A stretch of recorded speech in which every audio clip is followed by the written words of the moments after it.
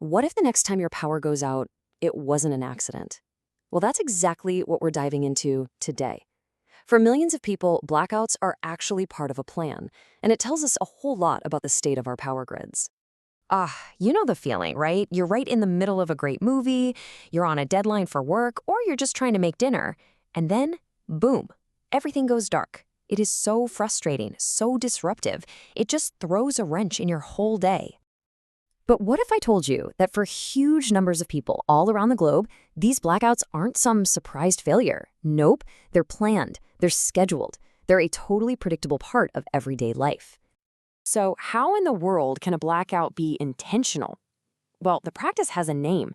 It's called load shedding, and it's a pretty surprising and honestly critical tool for managing power grids that are stretched to the breaking point.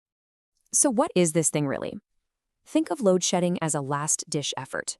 When the demand for electricity is just way, way higher than the grid can actually handle, the operators face a terrible choice. They can either let the whole system get overloaded and collapse, which would cause a massive countrywide blackout for days, or they can strategically turn off power to certain areas for a few hours at a time to ease the strain. It's basically a controlled shutdown to prevent a totally uncontrolled catastrophe.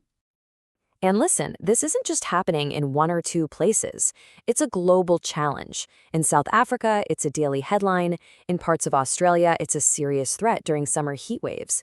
And as we're about to see in our deep dive into Kenya, it's a symptom of a much deeper problem. Demand is soaring while our infrastructure just can't keep up. To really see how this plays out in the real world, let's zoom in on one country that's grappling with this right now: Kenya. Its story is a perfect example of how surging demand and a flatlining supply can create a full-blown crisis. Just take a look at this number.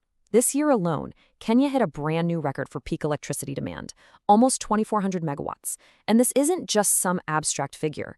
It's the result of a growing economy, more homes getting connected, and just more activity, especially in those peak evening hours. Now, to meet all that surging demand, Kenya is having to lean more and more on its neighbors. The country's reliance on imported power has skyrocketed from just 1% back in 2021 to over 10% today. I mean, that's a tenfold increase in just a handful of years. Wow. So, this all begs a really important question, right? With all this demand, why isn't local power generation in Kenya just ramping up to meet the challenge? Well, the root of the problem really traces back to one key decision. In 2018, the government froze all new deals with power producers. Now, the goal was to review contracts, but the unintended side effect was that it basically halted all new power projects. So while demand just kept on climbing, the local supply stayed flat, creating this huge imbalance we see today. So what does this power gap actually feel like for the people and the businesses on the ground? Well, the ripple effects are just enormous. The impact is felt literally everywhere, from your living room to the factory floor. At home, yeah, it's the frustration of having your life put on hold. But for businesses, it is a direct hit to their bottom line. Production lines just stop, equipment can get damaged from the sudden outages, and those financial losses, they add up fast. And, this crisis doesn't hit everyone equally.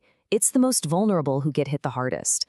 Big corporations, sure, they can probably afford massive generators to keep things running. But as this quote points out, small businesses, the backbone of the economy, they often can't. So a local restaurant or a small workshop is just left in the dark with no power and no other options.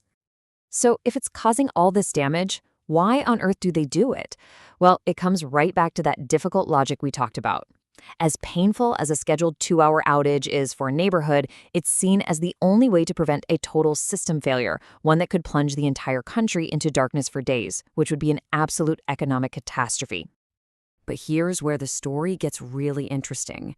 People aren't just sitting in the dark waiting for things to get fixed. A fascinating trend is popping up in response to this crisis: a huge wave of energy self-reliance. That's right, people, and businesses are literally taking power back into their own hands.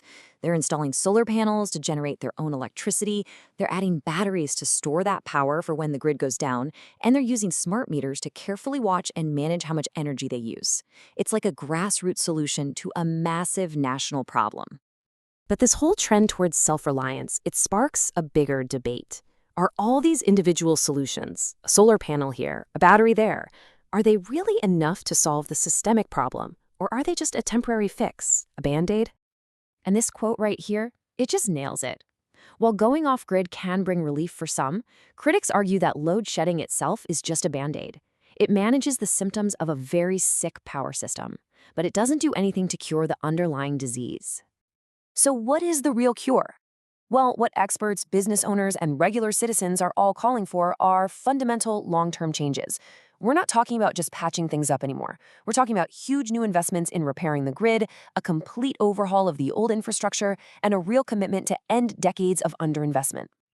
And this leaves us with a massive question for the future of energy, not just in Kenya, but for all of us. As we face these kinds of challenges, is the solution to build bigger, stronger, more centralized power grids? Or does the real power lie in a decentralized future, where energy is generated and stored right in our own homes and our own backyards? That's a question we're all going to be answering in the years to come.